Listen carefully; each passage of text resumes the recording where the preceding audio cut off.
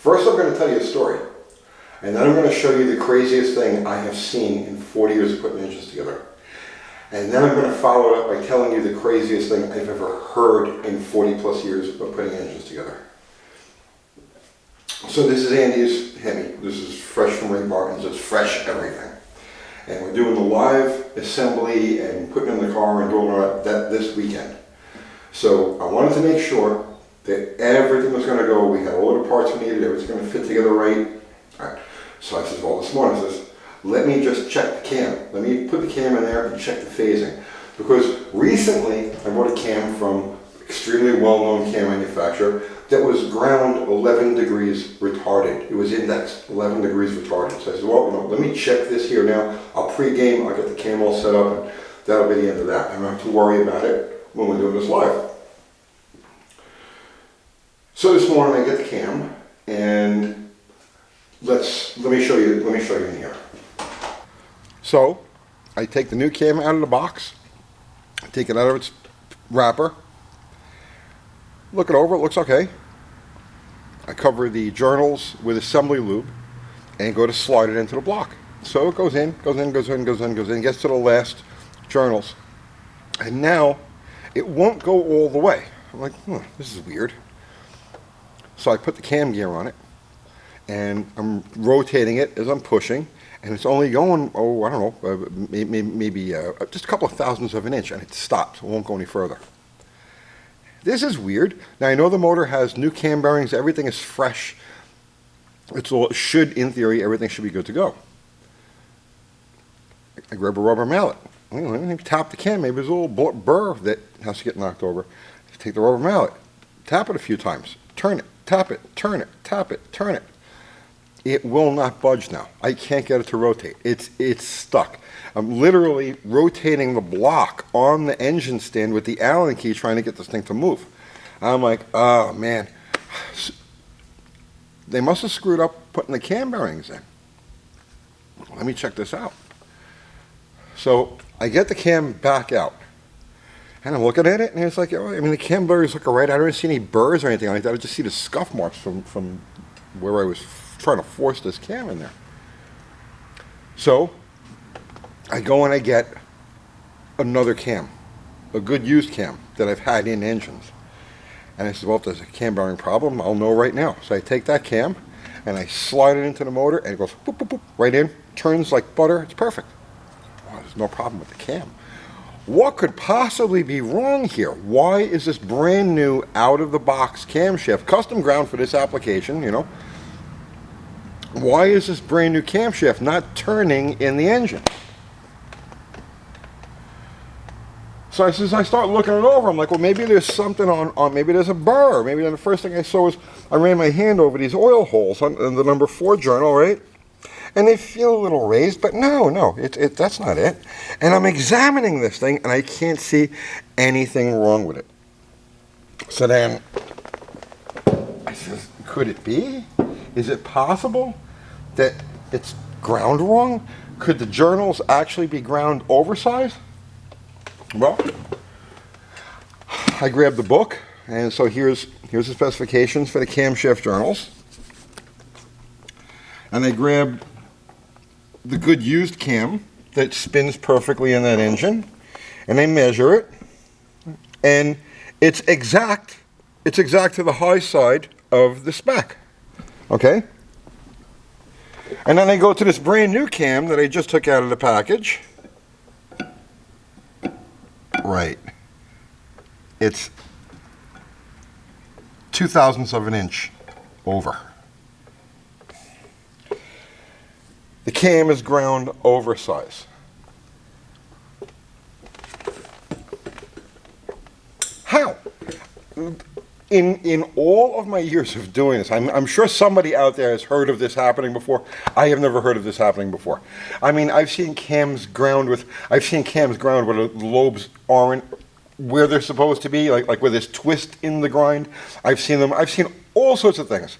But I have never, ever seen cam journal, the journals ground oversize. So I call up Andy, who owns the car, and I told him, Andy, we got a problem here. He says, this cam won't fit in the block. It's oversized. He says, no, it can't be.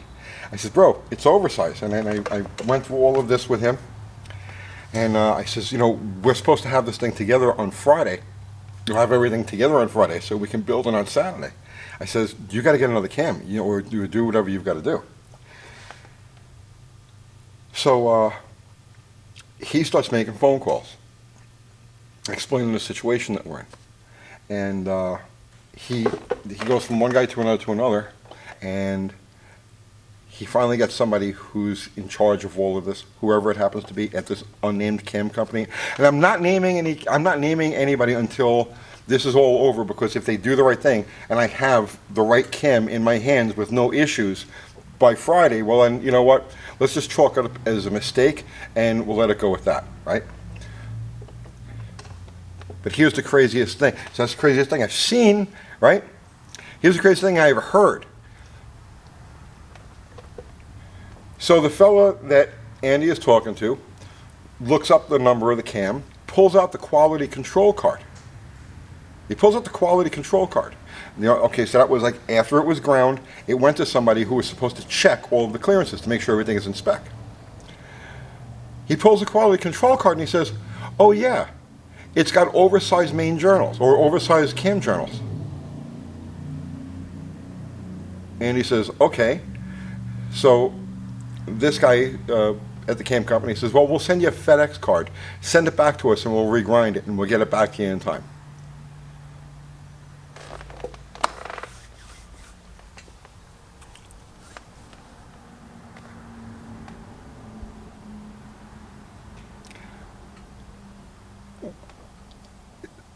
The quality control card on the cam said that it had oversized journals. Not that it was ordered with oversized journals, or I can't imagine, I can't fathom an application where you would need oversized journals. It's just not a thing you do. So the cam card says, or the quality control card says, it has oversized journals. Why did it get shipped out? What was the point of quality control? Am I the only one who sees this as being like a little weird? So they sent the card. They sent the FedEx card. And I'm going to drop this thing in the mail like right now. And it's going to go back to the manufacturer and they're going to regrind it. And supposedly it's going to be back in my hands for us to do the live assembly on this car this weekend. I hope they can do it. But the thing about something like this is that I found this problem because the engine is fresh, everything is brand new there, and it has brand new cam bearings. Now, if I take this cam and I drop it into an older block, which I did, I'm not going to do it now, but I did, and it'll spin, right? It is less of, in the fresh block with the fresh bearings, it won't spin. It's jammed in there. If I put this cam in that 3-to-3 block over there, which has the worn bearings, it'll spin, but there's zero oil clearance, which means that this will seize to the bearing. Right? You can't get, if there's no oil circulation, it'll overheat, it'll seize, it'll turn the bearing in the block, and it'll kill the block. What bothers me is that some poor schmuck who doesn't know any better, and they're building, let's say, their first engine, and they don't know how things are supposed to feel, or they've got a situation where it's going into an engine with older bearings and it's going to slip in there. This would have cost them their engine. They would have put this together, it would have run for 10 minutes, it would have seized the bearing onto the journal, turned the whole thing inside the block, and killed the block. So I'm going to send this back, and hopefully they do the right thing. I have never seen or heard of anything like this before. It's never even occurred to me to check the cam journal diameters, because it's just not anything that has ever been a problem. It's never, ever been an issue. Well, suddenly I have a problem, I have an issue with oversized cam journals. I hope this works out well. I'm not putting the company on blast, because everybody has to have the chance to do the right thing. But if you're watching this and you're dealing with a camshaft from any well-known reputable manufacturer, do yourself a favor and check the diameters. Get the factory service manual for the engine that you're working with. All of the clearances are going to be listed right there. All of the diameters are going to be listed right there. So the camshaft journals, here's our list here. Here's the undersize and oversize, or I should say the limit, the minimum and the maximum limits. Make sure that your journal falls between the minimum and the maximum limits, because you can kill an engine this way without realizing what's going on. And why it would go through quality control. Why somebody looked at this camshaft and said, "Oh yeah, okay, well it's all good. It's oversized on the journals, but man, we'll just send it anyway." Somebody should get fired for this. I'll see you tomorrow.